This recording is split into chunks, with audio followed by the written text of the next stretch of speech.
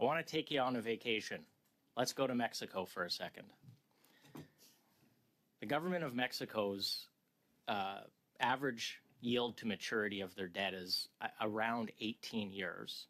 59% of Mexico's debt is 10-year bonds or longer. And in Canada, our average yield to maturity is 6.9, and our 10-year amount of 10-year bonds we issue as a total of our total debt is 33%. During COVID, we issued, 60% of the debt we issued during COVID was 3 years or under. That's all renewed now at 4 or 5% interest rates instead of being locked in at, say, 1% for 10 years. That's about, rough numbers, it's about $10 billion a year in extra interest payments. Do you think the government made a mistake during COVID by issuing short-term debt instead of long-term debt? So first of all, I think the people who are taking a break from their regular activities at this committee, which they're very busy with, are the people who have been filibustering the work of this committee. And I'm very grateful, I sincerely am, that people took a break from that important work that the people of Canada appreciate on filibustering to have this conversation. I would also say it's an interesting choice to contrast Canada's fiscal position, our credit rating, our debt management with that of Mexico. I can assure you there is, well, I haven't talked to every single person in Mexico, but I talked to their government a lot. They would cheerfully trade their position for ours, given our AAA credit rating, which was reaffirmed last week by Moody's.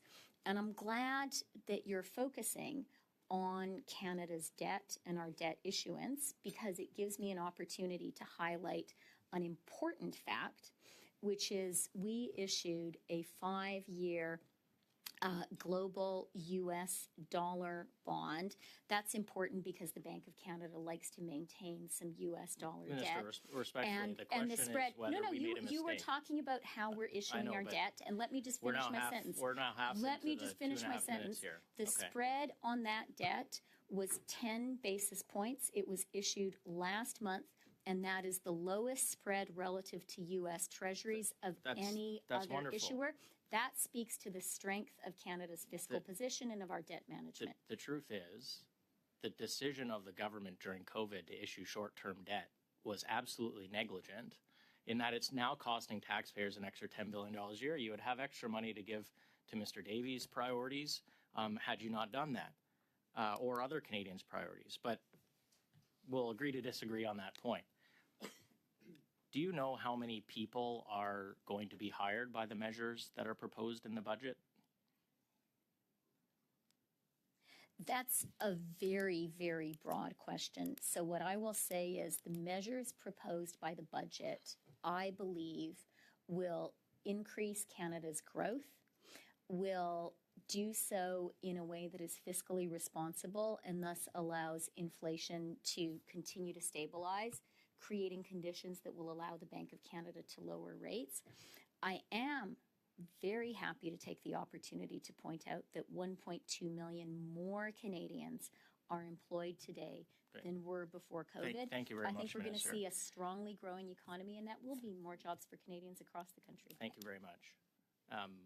Every budget bill that comes to this committee, we ask the same question every time, and nobody has an answer. But 25% of the government's savings objectives are actually linked to the shrinking of the public service over time, yet no one actually seems in the government to have a plan for people.